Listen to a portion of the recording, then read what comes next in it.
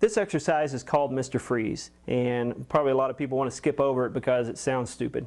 I actually came up with the exercise back when the old Batman movies were popular, and kids thought it was cool at the time. Now it's a little dated, but it still works on a pretty good concept.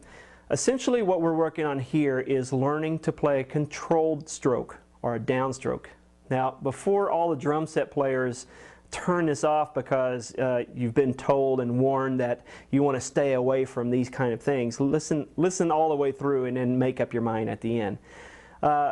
Essentially what we're trying to do is, remember in the first lesson we were working on those rebound strokes where when we hit the drum the stick naturally bounces back up. What we're doing here is suppressing the natural rebound. We're putting a little pressure in the hand to keep the stick from rebounding up, freezing it, if you will, close to the drum. Now, we'll get into some stylistic interpretations in a minute, but essentially what I want you to do, if you're a young student or if you haven't done this before, is to start off with a full stroke, hit the drum, put a little pressure in your fulcrum and your back fingers to stop the stick above the drum head.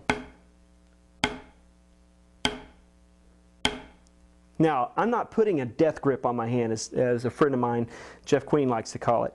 I'm not squeezing the stick and there's not blood veins sticking out of my arms, and I'm not, trying to hit this drum as hard as I can. Essentially, all I'm doing is hitting the drum with the same force I would on any rebound stroke, but stopping the stick with a little squeeze. Now, the amount of squeeze that you put in your hand is going to determine where that stick rebounds to. So if I'm up here and I barely squeeze the stick at all, I can stop the stick here. If I squeeze it a little bit more, I can stop it even lower. If I really squeeze the stick, I can stop it like micro millimeters above the drum head. Okay, that's not really what I want to get into. All I want you to do is think of squeezing the stick and stopping it at least, a couple of inches, maybe 3 inches above the drum head. Just use enough pressure to get the stick to stop. Now, immediately, and this is a part that a lot of people miss, immediately relax the hand. I see drummers all the time, they get that squeeze and then they stay that tight and that tense while they play the wrist strokes. That's not the point. And the reason why I came up with this exercise is because I wanted my students to get that feeling of immediately relaxing the hand. So here's the exercise.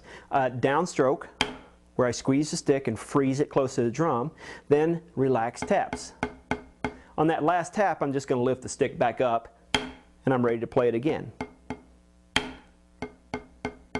So I squeeze the stick on the downstroke and I relax the hand for the upstroke, for the taps in the upstroke. This is an important technique for a drum set player, whether you are a rudimental guy or a drum set guy. Learning to control that rebound is very, very important. I'm going to play one pattern, like a sing, sing, sing kind of pattern. I'm going to play it 2 different ways.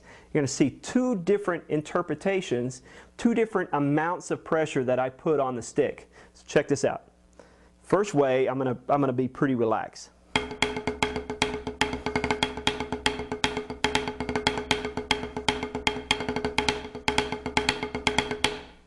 Okay, so I know a lot of drum corps or rudimental guys would go, it's sloppy, that's sloppy. Well, check this out.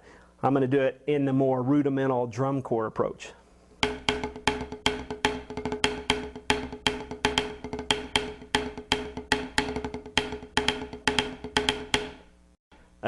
That does not swing.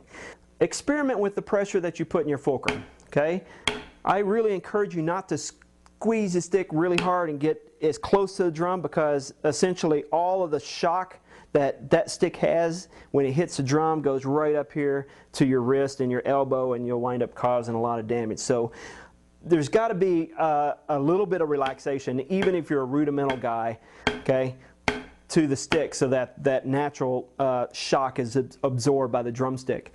But screw around with it, see where it winds up being good for you. If you're a drum set guy, you probably don't want to squeeze the heck out of the stick and learn how to really place it down there. It's all up to you, but always have those options.